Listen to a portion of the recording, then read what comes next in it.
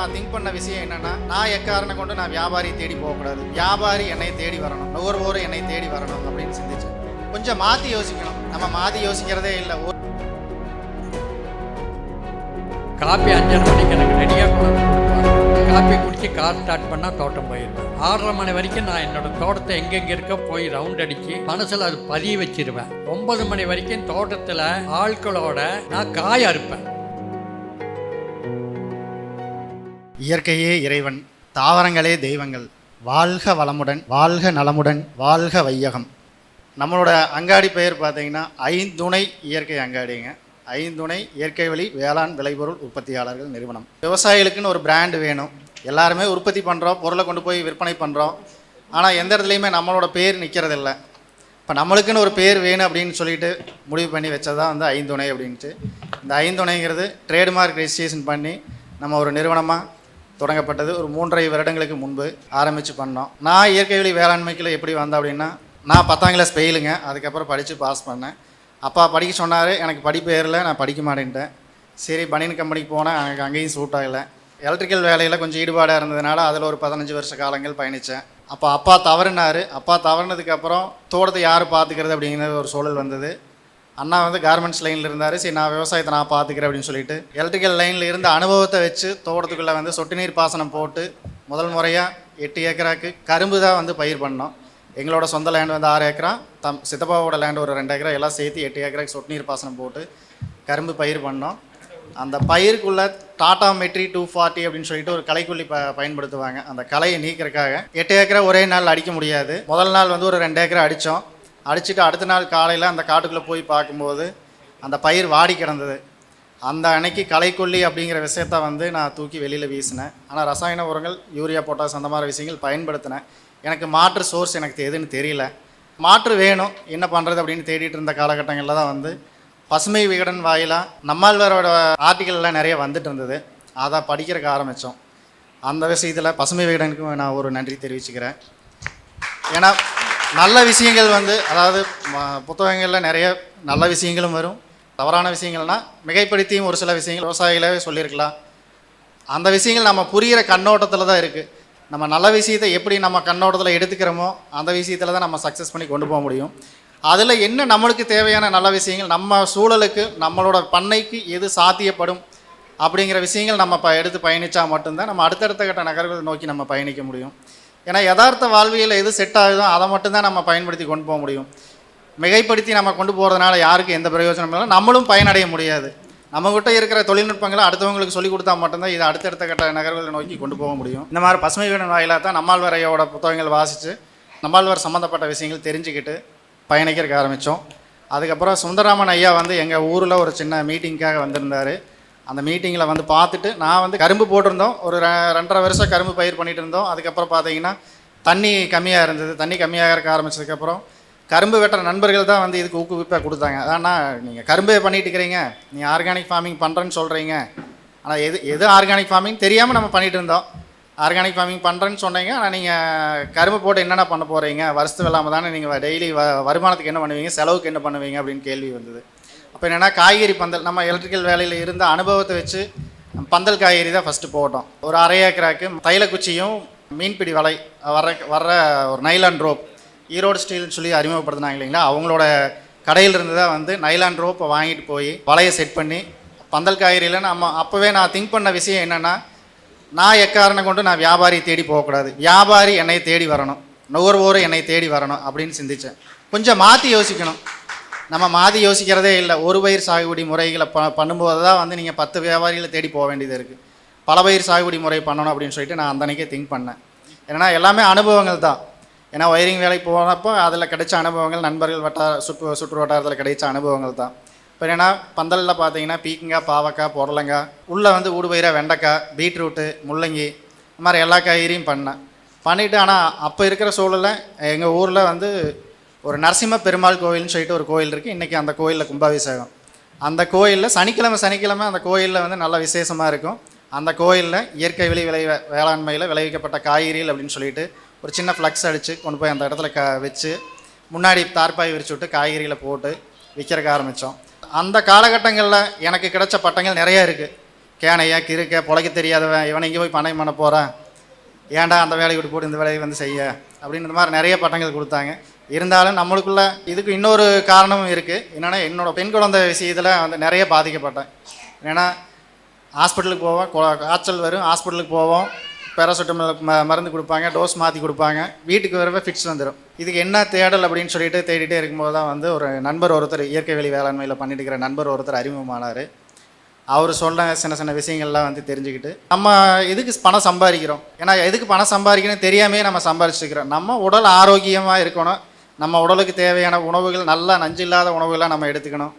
அதுக்காக தானே நம்ம பணம் சம்பாதிக்கிறோம். அந்த தேடல் எனக்குள்ளே ஆரம்பிச்சுது. அந்த தேடலுக்கு அடுத்தது தான் நம்ம அந்த காய்கறிகள் விற்பனையிலிருந்து எல்லாமே போகிறக்க ஆரம்பிச்சதுங்க. காய்கறிகள் விற்பனையில் எனக்கு மிகப்பெரிய சேலஞ்சிங்கும் இருந்தது. ஏன்னா முதல் வருஷம் உற்பத்தி பண்ண காய்கறியில் கோயிலில் தார்பாய் விரிச்சுட்டு விற்றோம். ஏன்னா ஃபஸ்ட்டு வாங்கின கஸ்டமரை நீ எங்கே பொய் பேசுகிற, அது எப்படி உரம் போடாமல் காய் வேறு, மருந்தடிக்காமல் காய் வேறு, அப்படியெல்லாம் வரவே வராது, இப்போ இத்தனை வருஷமாக நாங்கள் பண்ணிட்டு இருக்கிறோமே இதெல்லாம் பொய்யா அப்படின்னு சொல்லி கேலி பேசுறதுக்கு ஆரம்பித்தாங்க. பரவாயில்லைங்க, நீங்கள் வாங்கிட்டு போய் சாப்பிடுங்க, சாப்பிட்டு பார்த்துட்டு வந்து சொல்லுங்கள் அப்படின்னு சொல்லி சொன்னோம். முதல் வாரம் வாங்கிட்டு போனாங்க, வாங்கிட்டு போய் சாப்பிட்டவங்க நல்லா சுவையாக இருந்தது அப்படின்னு சொல்லிட்டு அடுத்த வாரம் வந்தாங்க.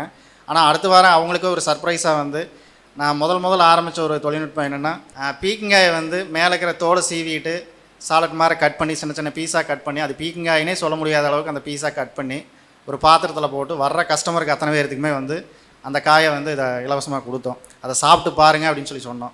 இது என்ன காய் அப்படின்னு சொல்லி கேட்டாங்க. வெள்ளரிக்காய் தானே அப்படின்னாங்க. இல்லைங்க வெள்ளரிக்காய் இல்லைங்க அப்படின்னாங்க. சரி இந்தாங்க இந்த காயை எடுத்துகிட்டு போங்க அப்படின்னு சொல்லிட்டு பீக்கங்காய் கொடுத்தோம். அது வரைக்கும் அந்த கஸ்டமர் நம்பவே இல்லை. அப்படித்தான் வந்து நம்ம வியாபாரத்தை வந்து கொஞ்சம் கொஞ்சமாக, அதாவது கொஞ்சம் மாற்றி யோசித்து எப்படியெல்லாம் நம்ம தொழில்நுட்பங்களை நம்ம வியாபார யுக்திகளை கடைபிடிக்கணும் அப்படின்னு சொல்லிட்டு சின்ன சின்ன விஷயங்கள் செஞ்சு நம்ம காய் விற்பனையை வந்து அடுத்த கட்ட நகருக்கு கொண்டு போனோம். இன்றைக்கி லாபகரமாக பண்ணிகிட்ருக்கீங்களா ஐயா? ஐயா பண்ணிகிட்டு இருக்கீங்க. லாபகரமானா எது லாபகரம்னு எனக்கு தெரியலைங்கய்யா. நம்ம உடல் ஆரோக்கியம் தான் வந்து முதல் லாபகரமாக நம்ம நினைக்க முடியும்.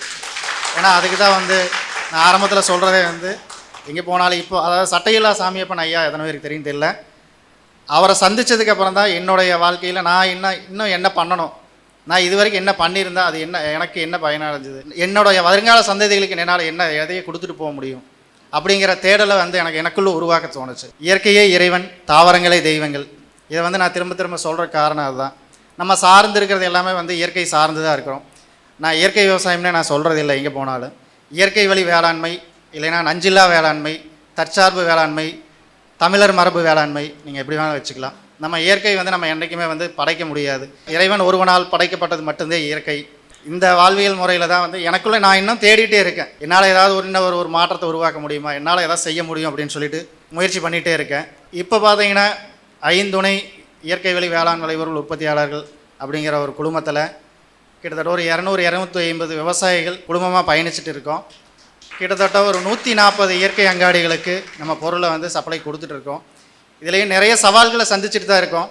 உற்பத்தி ஆகிற காய்கறி வந்து என்னால் முழுசாக விற்று கொடுக்க முடியல. நிறைய விவசாயிகளை நடவு போட சொல்கிறோம், நடவு போட்டு கொடுத்துட்றாங்க. இயற்கை சூழலோடு சார்ந்து நம்ம பயணிக்கிறோம் இல்லைங்களா. ஒரு சில காலகட்டங்களில் ரசாயனமாக இருந்தாலும் சரி, இயற்கை வழி வேளாண்மையாக இருந்தாலும் சரி, உற்பத்தி இழப்பு உற்பத்தி அதிகரிப்புங்கிறது பார்த்தீங்கன்னா சூழல் சார்ந்து தான் வந்து உற்பத்தி இழப்பும் அதிகமாக இருக்குது. அந்த அதிகமாக வர்ற காய்கறிகளை வந்து நம்ம எப்படி அடுத்த கட்ட நகருக்கு கொண்டு போகணும் அப்படிங்கிற தேடலில் இன்னும் இறங்கி டீப்பாக வேலை செஞ்சுட்டு இருக்கோம். என்னோட உடைய இதோட முடிச்சுக்கிறேங்க. சிவராமன் ஐயாவுக்கும் மேடையில் வீட்டில் இருக்கும் அனைத்து நல்லுள்ளங்களுக்கும் என் நன்றி காணிக்கையாக்கு. எல்லாருக்கும் என்ன வணக்கம். இப்போ நான் சுருக்கமாக சொல்லப்போனால், நான் 1967 ஒரு பெரியவருடைய என்னுடைய சொந்தத்தில் தான் அவர் சொன்னார், கொடை ரோடு பக்கம் இருந்து நிறையா வந்து மூங்கல் குச்சியும் சன்ன வலையும் வாங்கிட்டு போய் பந்தலில் போட்டு திராட்சை அவரை எடுத்துகிட்ருக்காங்க, ஏப்பா நீ போய் பார்த்துட்டு வான்னார். கல்லூரியிலேருந்து நான் ஃபஸ்ட் இயரே வந்துட்டேன். ஏன்னா எங்கள் அப்பா வந்து முடியல நீ வந்துடுன்னாரு. வந்துட்டேன். வந்த உடனே முதல் இது நேராக கார் எடுத்தேன். அடுத்த நாள் கொடை ரோடு போனேன். வழியில் ஒரு தண்ணி கிடைக்காது, ஒரு டீ கிடைக்காது. அங்கே போய் பார்த்தா ஒரே ஒரு ஹோட்டல். அந்த காலத்தில் அவரை போய் கேட்டேன், நீங்கள் ஒரு நாள் இருந்தாலும் நான் டிஃபன் தர்றேன்னாரு. அங்கே ஒரு சின்ன குடிசை ஓட்டு வீடு டிபி. நாங்கள் நண்பர்களோட போய் தங்கி அங்கே இருக்கிற விவசாயிகளை சந்தித்து எப்படி செய்கிறீங்க என்னென்னா, அவங்க ஆடு மாடு எல்லாம் பந்தல்குள்ளேயே கட்டிட்டு, ஐந்தனை வேலுசாமி சொன்னார் இல்லைங்களா, பிளாஸ்டிக் கயிறு இதெல்லாம். அப்போ அவங்க அது பண்ணாமல் வலையும் மூங்கல் வலை, அதாவது புகிலை தூக்கிறதுக்கு நாம் எப்படி பண்ணியிருந்தோமோ அது உயரமாக அங்கே இருக்கிற மலைகள் இருக்கிற கிழுவங்கால்கள் 5 அடி இருக்கும், 4 அடி இருக்கும், 3 அடி இருக்கும். அதை நட்டி கீழேயும் மேலேயும் பந்தல் போயிட்டுருக்கோம். 4-5 கிராமங்களில் போய் பார்த்து இது என்ன விவசாயம் என்னங்கிறது புரிஞ்சு, எங்கள் மாமனார் ஒரு இன்ஜினியர் மில்லில், அப்புறம் ஜிடி நாயக்கனுடைய பாட்டி ரங்கநாயகம்மா வருவாங்க. எங்கள் அம்மா என்னப்பான்னு கேளப்பான்னாங்க. போனேன், கேட்டேன். நீ நாளைக்கு வான்னாங்க. நேராக போனேன் பெரியவர்கிட்ட. இந்த மாதிரி செஞ்சிட்ருக்காங்க விவசாயம். இதை நாம் நல்ல முறையில் செஞ்சு இந்த உற்பத்தியெல்லாம் நம்மளுக்கு பத்தாது. அவங்க கூடையில் திராட்சை போடுவாங்க, காலையில் வெட்டிட்டு கொடை ரோட்டில் ட்ரெயின் நிற்கும், அதில் ஏற்றிட்டு மதுரை கொண்டு போய் அந்த கூடையில் இருக்கிறது விற்றுட்டு வருவாங்க. அவங்களுக்கு அது போதும். நாம் இத்தனை முறைகளில் செஞ்சால் நம்மளுக்கு இது சரி வராதுன்ட்டு அப்புறம் எங்கள் மாமனார் சில யோசனைகள், ஜிடி நாயக்கர் நிறையா உதவி செஞ்சு நிறையா கம்பிகள், ஸ்டே ரோப்பு, கப்பல் நங்கூர ரோப்பு இதெல்லாம் அவர் கொடுத்து முதல் 68 நான் வெள்ளாமை எடுத்துட்டேன், திராட்சை எடுத்துட்டேன். 85 வரைக்கும் நான் போடாத உரமோ நான் கொடுக்காத விஷங்களோ இல்லை.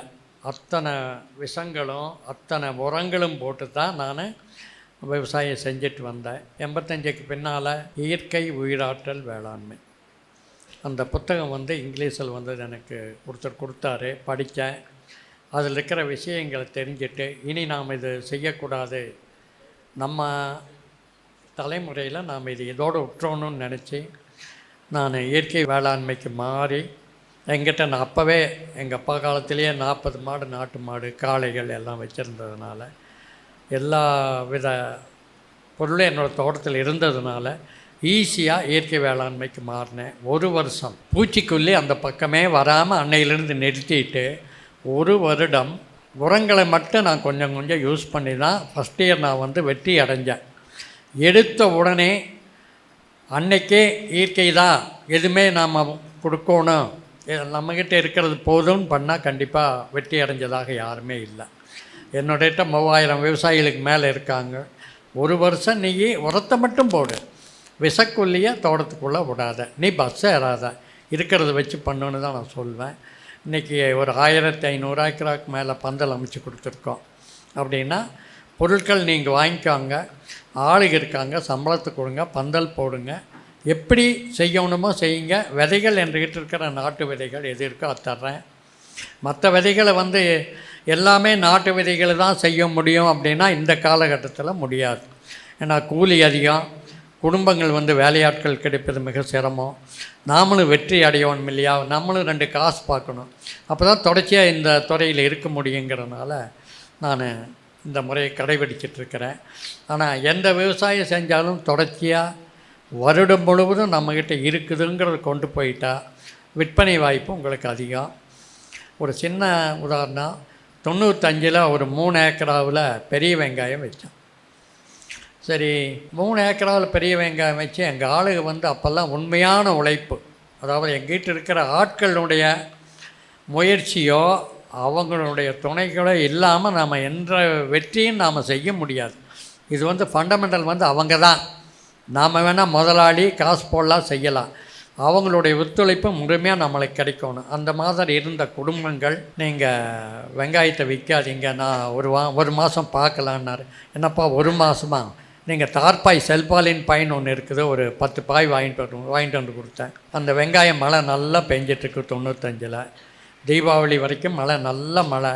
சரி, நான் இங்கேருந்து தோட்டம் போடுறதுக்குள்ளே அவங்க தார்பாய் போட்டு மூடிடுவாங்க. மழை நின்னா சிம்பிள் மெத்தட், அதெல்லாம் விளக்குறதுக்கு இன்றைக்கி நேரம் இல்லை. அப்படி தூக்கி போட்டால் அந்த தார்பாய் வெளியே போயிடும். இந்த மாதிரி வெங்காயம் காத்து வச்சேன். திருப்பூரில் நம்ம வேண்டிய கவுண்டர் வெங்காய கடைக்காரரு, ஐயா கொடுக்கலாமா, இனி 1 மாதம் பார்க்கலாமான்னு முதல்ல கேட்டார். 1 மாதம் பார்க்கலான்னு எங்கள் ஆள் சொல்கிறானுங்கன்னு ஆள்காரனுடைய பேரை சொல்லி நிறுத்தியிருந்தேன். அவர் கல்கத்தாவிலேருந்து வியாபாரி வந்திருக்காரு வெங்காயத்தை பார்க்குறதுக்குன்னாரு, வர சொல்லுங்கன்னு கேட்டார். 45 ரூபா 1 கிலோ வெங்காயம் போயிட்டுருக்குதுங்க, கொடுத்துர்லாங்களான்னாரு. கொடுக்கலாங்க, இனி ஏதாவது 5-10 ஏறுமுங்கிறேன் எங்கள் ஆள், அதனால் இன்னும் கொஞ்ச நாள் வச்சுருந்து பார்க்கலாமான்னாரு. 2 நாள் பொறுத்து 55க்கு எடுத்துக்கிறேன்னாரு. 1 லோடு வெங்காயம் கொடுத்தேன். 2 நாள் நிறுத்திட்டேன். 65 ரூபா. அதுக்கு அடுத்தது 72 ரூபா.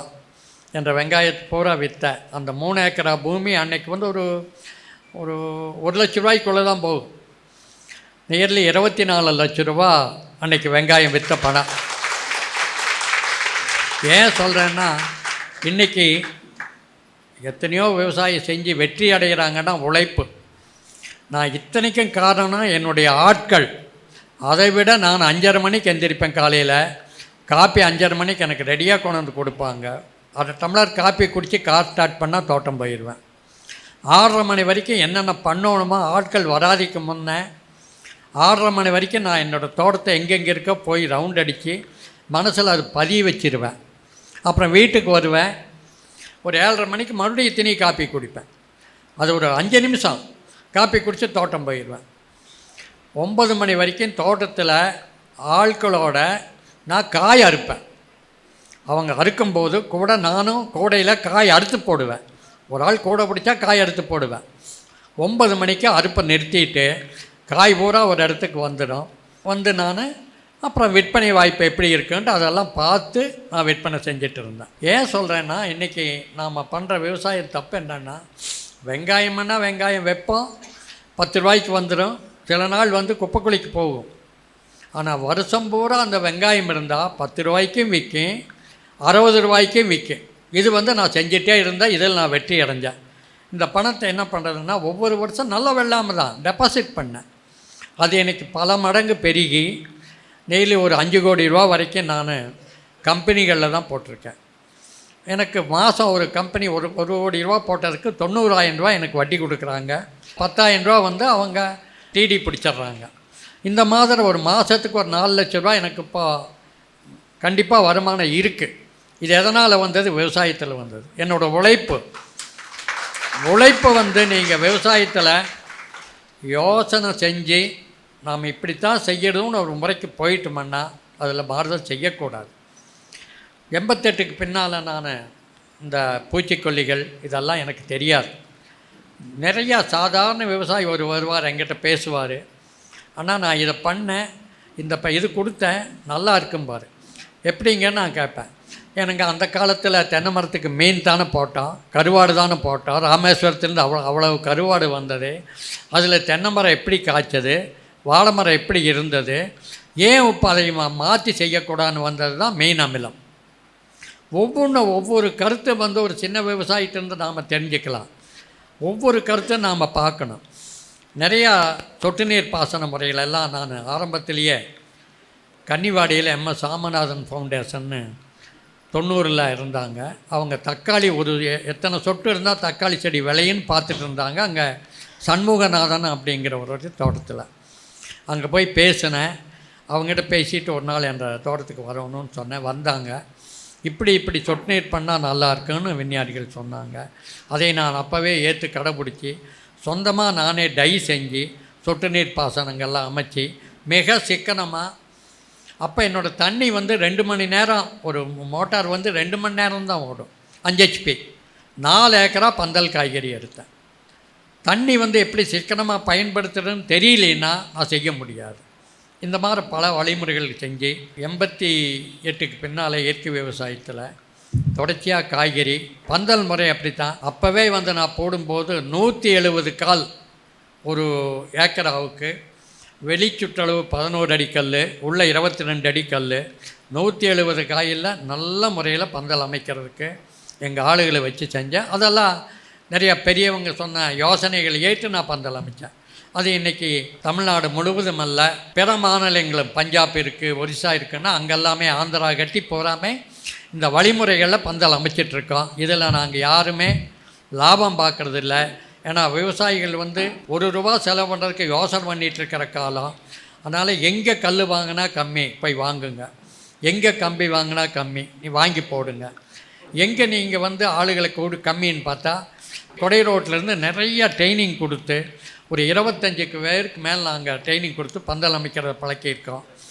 இந்த காலகட்டத்திலையும் ₹850 காலையில் 6:45 மணிக்கு பந்தல் அமைக்க வருவாங்க. ஒரு டீ, 10:30 மணிக்கு சாப்பாடு அவங்களே பண்ணிக்குவாங்க, 2 மணிக்கு ஒரு சாப்பாடு அவங்களே பண்ணிக்குவாங்க, சாயந்தரம் ஒரு டீ, இரவு உணவு அவங்களே பண்ணிக்குவாங்க.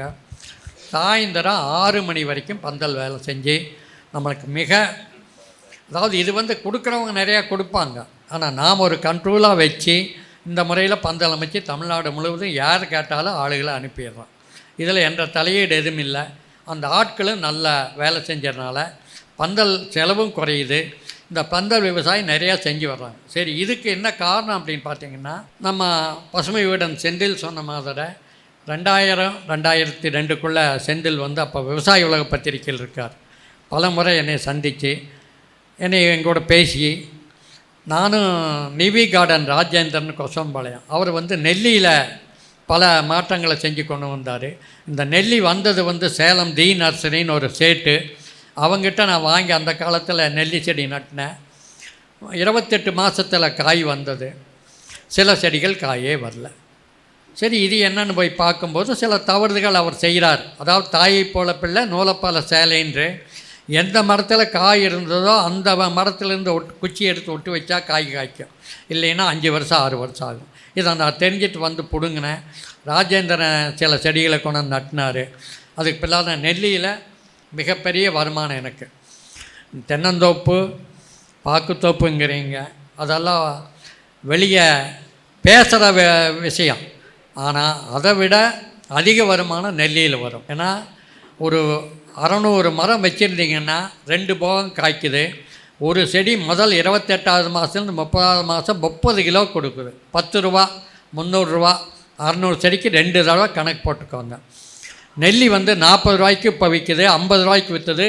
இல்லை, போன ஒரு வருடத்துக்கு முன்னால் 60 ரூபாய்க்கு சென்னையிலேருந்து வந்து வியாபாரி எடுத்தான். எப்படியுமே அதாவது பார்த்தா பெரிய கண்ணுக்கு தெரியாத ஒரு சின்ன விஷயம் நெல்லி செடி. இந்த மாதிரி ஒவ்வொரு விவசாயத்தையும் நாம் பார்த்து செய்யும்போது நாம் வெற்றி அடைகிறதுல எந்த சந்தேகமும் இல்லை. 2007 பசுமை வீடன் செந்தில் வந்தார். இந்த மாதிரி புஸ்தகம் ஒன்று இந்த மாதிரி இருக்குது, நான் இதுக்கு பசுமை வீடன் போகலான்ட்ருக்கேன், இந்த மாதிரிலாம் பண்ண போகிறேன்னார். மிக சந்தோஷம். உங்களுடைய உழைப்பு வந்து மிக அதிகமான உழைப்பு. ஒரு இடத்துக்கு வந்தால் டீப்பாக பார்ப்பார், நைட் அங்கேயே இருப்பார். காலையில் எழுந்திரிச்சு நான் போகாட்டி அவர் போய் பார்த்து அந்த விவரத்தை புரிஞ்சிட்டு வந்துடுவார். அந்த மாதிரி எல்லாமே நான் சொல்லுவார். தப்பு இருந்தாலும் சொல்லலாம், ரைட் இருந்தாலும் என்கிட்ட சொல்லுவார். அதே மாதிரி அவர் 2007 பசுமையுடன் வந்து தான் நிறையா விவசாய பத்திரிகைகள் வந்திருக்கு. பசுமையுடன் படித்து வந்தவங்க அதிகமான விவசாயிகள். அவங்க வந்து லாப நோக்கு இல்லை, இதை கொண்டு போகணும்னு கொண்டு போயிட்டுருக்காங்க. ஒரு சிலர் சொன்ன மாதிரி ஒரு சில தவறுகள் வருது. காரணம் என்னென்னா, அந்த விவசாயி வந்து தவறுதலாக கொடுக்குற இன்ஃபர்மேஷன் நம்ம தவறுதலாக தெரியுது. நேரடியாக நானே சில விவசாயிகளை சந்தித்து செந்தில்கிட்டேயே, செந்தில் இப்படி பண்ணுங்க, இது தவறுதலாக தெரியுன்னு உரிமையோடு நான் பேசிகிட்ருக்கிறேன். அவங்க திருத்திக்கிறாங்க. ஏன்னா நம்ம விவசாயிகளுக்காக உண்டான பத்திரிக்கை அது, அவங்களுக்காக செய்யணும் அப்படின்ட்டு. அது ஒரு புஸ்தகம் வந்து நம்ம விவசாய இதில் ஒரு பெரிய மறுமலர்ச்சி உண்டாக்கிட்டு இருக்குது. நான் இந்த விவசாயத்துக்கு என்ன பண்ணாலும் இந்த ஆர்கானிக் இயற்கை விவசாயம் பண்ணிகிட்ருக்கிறதுனால நிறையா நானே கண்டுபிடிச்சது, மற்றவங்க சொன்னது எல்லாமே நான் வந்து ஒரு சின்ன கையேடாக போட்டு ஒரு 15 வருஷமாக வர்ற விவசாயிகளுக்கு கொடுத்துட்ருக்கேன். இதை நிறைய பார்க்கும்போது என்னுடைய நண்பர் ஒருத்தர், உங்களுக்கு அந்த புஸ்தகம் வந்தது எப்படி, நியூசிலாந்து புஸ்தகம், நம்ம தாத்தா பாட்டி செஞ்ச விவசாயம் தான் அதில் இருந்தது. மிஸ்டர் ஜெய்சன் ஜெரோம் அப்படின்னு ஒருத்தர் கொடைக்கானல் பக்கம் ஒரு 800 ஏக்கராஃபில் ஜெயகரன் ஃபார்மில் மேனேஜர். அவர் அடிக்கடி சந்தித்து பேசும்போது நிறைய கருத்துக்கள் அவர் எனக்கு சொல்லுவார். நாம் என்ன தான் இறங்கினாலும் இயற்கை விவசாயங்கிறது காலையில் எழுந்திரிச்சு நாம் கிழக்க பார்த்து கும்பிட்ற சூரியனால் வர்றது தான். சூரியன் சந்திரன் இந்த கோள்களை இல்லாமல் விவசாயம் இல்லை. நீங்கள் எத்தனை பஞ்சாங்கம் பாருங்கள், என்ன பாருங்கள். விவசாயம் நல்ல முறையில் நாம் கொண்டு போகணும். இயற்கை செயற்கை, நீங்கள் கோள்கள் இல்லாமல் விவசாயம் இல்லை. அதில் வெற்றி அடைய முடியாதுங்கிறது அவங்க ஒரு காலண்டரை போட்டு அதை ஜெய்சன் வந்து சுருக்கி எந்தெந்த நட்சத்திரங்களுக்கு எந்தெந்த பயிர்கள் போடலாம் அப்படிங்கிறத அவர் அதில் குறித்து கொடுக்குறார். செந்தில்கிட்ட கடந்த ஒரு 5 வருடமாக நான் சொல்லிகிட்ருக்கேன், இது ஒரு இதாக நீங்கள் கொண்டு போய் செய்யணுன்ட்டு. அவர் அதுக்கு வேண்டிய செய்யணும், அதை சின்ன விவசாயிக்கும் போய் சேரணும். நான் சொல்கிறது வந்து இந்த கேலண்டரை பற்றி நிறைய பேருக்கு தெரியாது. ஆனால் நிறைய பேர் ஃபோன் பண்ணி, நான் இன்றைக்கி கொத்தமல்லி போட்டுங்களா, வெந்தயக்கீரை போட்டுங்களா, மக்காசோளம் போட்டுங்களா, நிறையா வயசானவங்க. ஏன்னா அவங்க பையங்கள்லாம் சாஃப்ட்வேரில் எங்கேயோ வெளியூரில் இருப்பாங்க, இங்கே ஒரு பாட்டியம்மா இருக்கும், உடனே கூப்பிட்டு செய்வாங்க, சொல்லுவாங்க. நான் சொன்னேன், உடனே அவங்க வெற்றி அடைஞ்சு எனக்கு சொல்கிறது சந்தோஷம். ஐயா நல்ல விலை கிடைச்சது கொத்தமல்லி, நல்ல விலை கிடைச்சது மக்காசோளம். இது வந்து அந்த நட்சத்திரங்களுடைய அமைப்பினால் அவங்க செய்கிற நேரத்தினால அவங்களுக்கு கிடைக்கிற வெற்றி, என்னால் அல்ல. இதை நாம் புரிஞ்சு அந்த விவசாயம்ங்கிறது சந்திரனும் சூரியனையும் நட்சத்திரங்களை நம்பி செய்கிற விவசாயத்தை செஞ்சால் கண்டிப்பாக வெற்றி அடையலாம். நான் எந்த விவசாயத்தை எடுத்தாலும் தொடர்ச்சியாக செய்கிறேன். என்கிட்ட ஒரு 10 ஏக்கரா பந்தல் இருக்குது. தரையில் வர விவசாயம் செய்கிறேன். ஆரம்பத்தில் செய்யும்போது இங்கே பீட்ரூட் வராது அப்படிம்பாங்க. சரி போட்டு பார்க்கலான்னு போட்டேன். இன்றைக்கி நம்ம விவசாயிகள் எல்லாருமே எந்த மாவட்டத்தில் இருந்தாலும் சரி எல்லா காய்கறியும் விளைவிக்கிறாங்க. நம்ம கோயம்புத்தூர் அக்ரி காலேஜில் 10 வருஷத்துக்கு முன்னால் ஒரு 2.5 ஏக்கரா பந்தல் போடணும்னு கூப்பிட்டு பந்தல் போட்டு கொடுத்தேன். கேரட் வருமானு கேட்டாங்க அந்த சாயில் அண்ட் வாட்டர்னு ஒரு டிபார்ட்மெண்ட்டில்.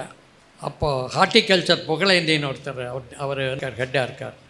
அவர் ஐயா நீங்கள் பண்ண முடியுமா? கண்டிப்பாக பண்ணித்தர்றேன்னு அந்த இதுலேயே கேரட்டு போட்டு எடுத்து கொடுத்தேன். கேரட் வராதுங்கிறது இல்லை, நம்ம மனசில் வந்து இது வரும்னு ஆணித்தரமாக நம்பினா அது நம்ம கூடயே வந்துடும். நாம் முடியாது முடியாது முடியாது அப்போ வராது. எந்த விவசாயம் நாம் செய்ய முடியும்.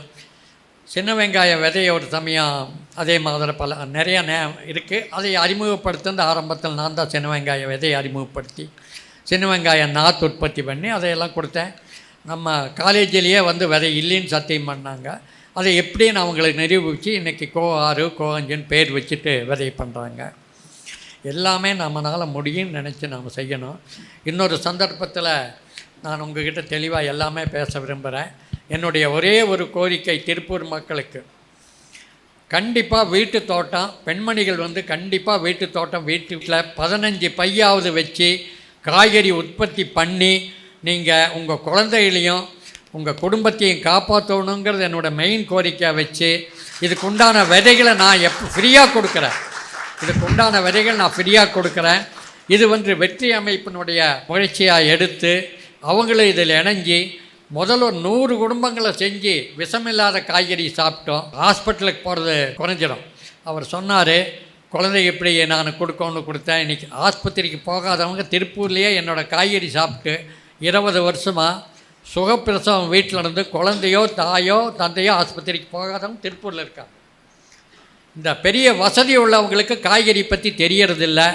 அவங்க வீட்டு தோட்டத்தில் தயவு செஞ்சு நான் உங்களுக்கு என்ன வேணுமானாலும் இந்த அமைப்பின் மூலமாக செஞ்சு கொடுக்குறேன்னு சொல்லி இன்னும் எனக்கு நிறையா அறிவுரை திரு பாமையன்கிட்ட எதிர்பார்த்து அவர்கிட்டையும் நிறையா நான் சந்தித்ததில்லை. அவருடைய உழைப்பு அப்புறம் மற்ற என்னுடைய சொல்லியப்பன் சாரில் சொல்ல வேண்டியதில்லை. அவர் ஆட்டோமேட்டிக்காக வந்து எனக்கு எல்லாமே சொல்லி கொடுக்கறதுக்கு ரெடி, அவர் தெரிஞ்சுக்கிறதுக்கு ரெடி. 1-2 கேள்விகள் இருக்குங்க ஐயா உங்ககிட்ட. நான் ஏன் உங்களை இவ்வளவு தூரம் உயர்த்தி பிடிக்கிறேன் அப்படின்னா, நீங்கள் 82 வயசில் நான் பாமையன் ஐயா கிட்ட நான் நிறைய கற்றுக்கணும் அப்படின்னு சொல்கிறீங்க இல்லைங்களா? உங்களோட இந்த குணத்தை வந்து உங்கள் காலை தொட்டு கும்பிட்டே ஆகணும். ஏன்னா இந்த உயரத்துக்கு போனவங்க அந்த வார்த்தையை சொல்ல மாட்டாங்க. ஒன்று, இப்போ எவ்வளவு ஏக்கருங்க ஐயா நீங்கள் விவசாயம் பண்ணிகிட்டு இருக்கிறீங்க? ஒரு 70 ஏக்கரா பண்ணிகிட்ருக்கேன். தென்னந்தோப்பு தவிர. தென்னந்தோப்பு இல்லாமல் 70 ஏக்கர் பண்ணுறீங்க ஐயா. ஒரு வருடத்தில் சராசரியாக எவ்வளோ ரூபாய் அதில் வருமானம் வரும்னு சொல்லலாங்களா? முடியுமா? இயற்கை காய்கறின்னா நிறைய பேர் என்ன சொல்கிறாங்கன்னா விலை அதிகங்கிறாங்க. இந்த 6 மாதத்தில் உழவர் சந்தையில் வந்து என்ன விற்குதோ அதிலிருந்து 10 ரூபா கம்மியாக தான் நான் விற்றுட்ருக்கேன். சரிங்க, ஓகேங்களா? ரெண்டாவது, இதில் ஒரு பெரிய குறைபாடு இருக்குது. இன்னும் 5 வேலுசாமி வெளியெல்லாம் காய் அனுப்புகிறாராம். மற்ற இயற்கை விவசாயிகள் காய் அனுப்புகிறாங்களான்னு எனக்கு தெரியாது. இயற்கை அங்காடிக்காரரை வந்து 100% நம்ப முடியல. சரி, இப்பொழுது சரி, இந்த கடந்த 5 வருடமாக சரி ஒரு கடையில் காய் வாங்குகிறாங்க. இப்போ எனக்கே வந்து சென்னையில் வந்து பார்த்திங்கன்னா 1.5 லட்சம் 1.25 லட்சம் ஒவ்வொரு கடைக்காரரு கொடுக்க வேண்டியிருந்தால் உடனே அடுத்த விவசாயி யாராச்சும் கொடுக்க வாங்குகிறாங்க. நஞ்சுள்ள காய்கறியும் வாங்கி விற்கிறாங்க.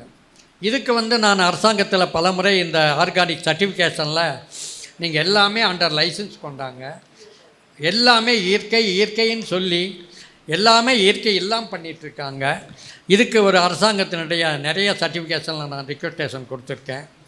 பணம் வர்றது கொஞ்சம் தட்டுப்பாடாக இருக்குது. இதுக்கு என்ன காரணம்னா, நான் இல்லைன்னா இன்னொருத்தருக்கு வாங்குகிறாங்க.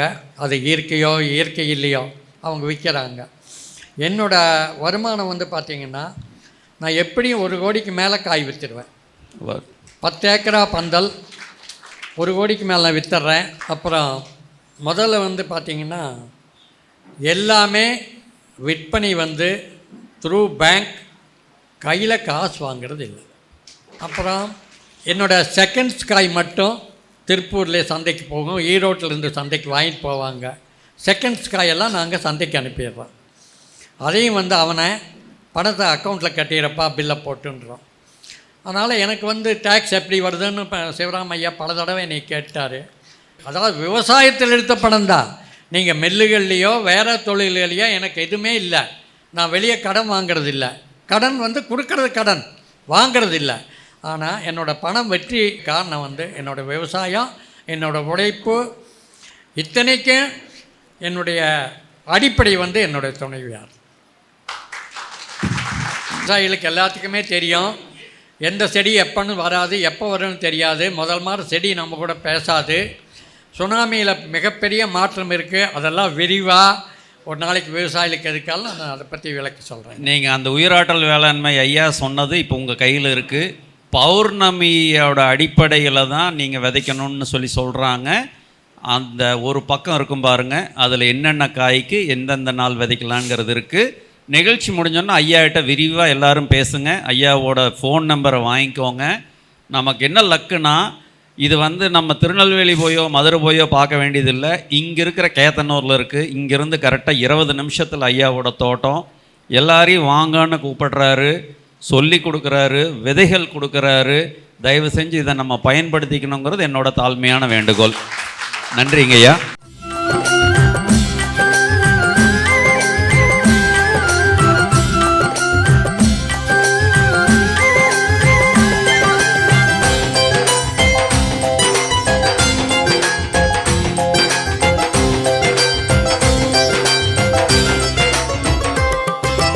நடுவது வெற்றி செடி அல்ல, இதுவே எங்கள்